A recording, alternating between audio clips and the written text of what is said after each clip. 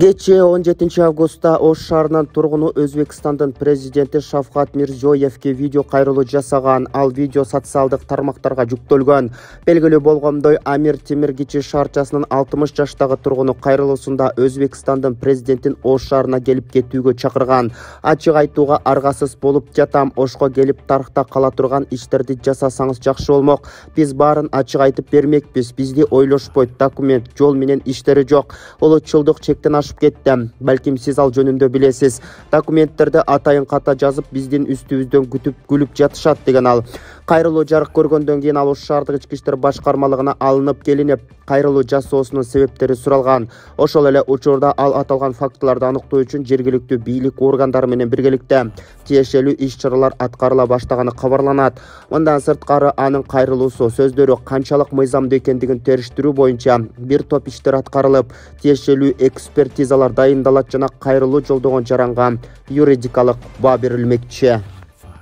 Бүгүн 18 августта таңгамал Орусиянын Москва шаарындагы объекттерге дрон менен чабуул жасалып, анын атып түшүрүлгөнүн орус басылмалары жазып чыгышты. Маалыматка ылайык, дрон Москвадагы бир нече райондорунун аймагына кулап түшкөн. Расмий маалыматтарга караганда, андан жарадар болгондор жок жана имараттарга олуттуу зыян келтирилген эмес. Аталган аймакта атайын кызматтын өкүлдөрү иш алып барып жатканы маалымдалды.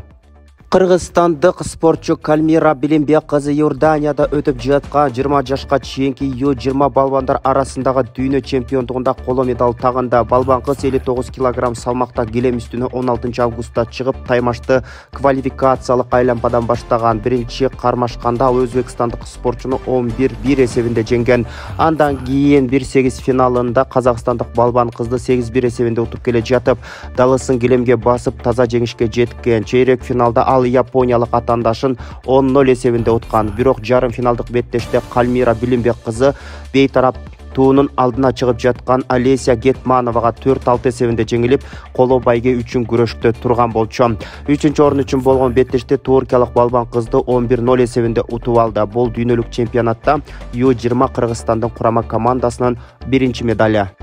Кечээ 17 августта Ысык көлдөгү 20636 аскер бөлүгүнүн базасында Кыргызстан жана Казакстандын куралдуу күчтөрүнүн атайын багыттагы бөлүктөрү менен эрдик биргелешкен тактикалык атайын машыгуусунун ачылыш аземи болуп өттү. Бул тууралуу Коргоо министрлигинен билдиришти.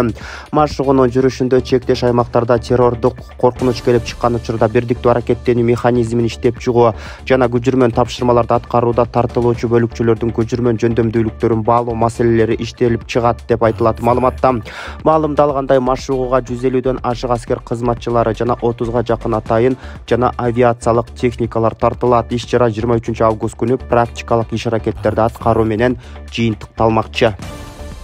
Бир жумада импорттун көлөмү 14970 тоннаны төздү. Бул тууралуу бүгүн 18 августта Айыл чарба министрлигинен билдиришти. Маалыматка ылайык, ушул жылдын 4 жана 10 августуна карата карантинге алынуучу продукциянын импорту 14970 тоннаны түзгөн. Чүй облусуна 11346 тонна айыл чарба продукциялары импорттолуп келген жана импорттолуп келген продукцияларга 166 дана карантиндик фитосанитардык көзөмөл актысы түзүлгөн. Башка продукцияларга салыштырмалуу Чүй облусунун 2173 тонна дан эгиндери, буудай, арпа, күрүч Орусия, Казакстан, Пакистан өлкөлөрүнөн импорттолуп келгени айтылат. Бишкекте троллейбус айдоочусу болууну каалагандар бекер окутулат. Бул тууралуу кала мэриясынын маалымат кызматы эскертет. Маалыматта Бишкекте троллейбус башкармалыгы Т категориясы бар айдоочуларды өз жамаатына ишке чакыра турганы айтылат. Ал эми жаңыдан троллейбустук айдоочусу болууну каалагандар номер 20 кесиптик лицейде акысыз курстан өтө алат. Окуу мөөнөтү 6 айды түзмөкчү.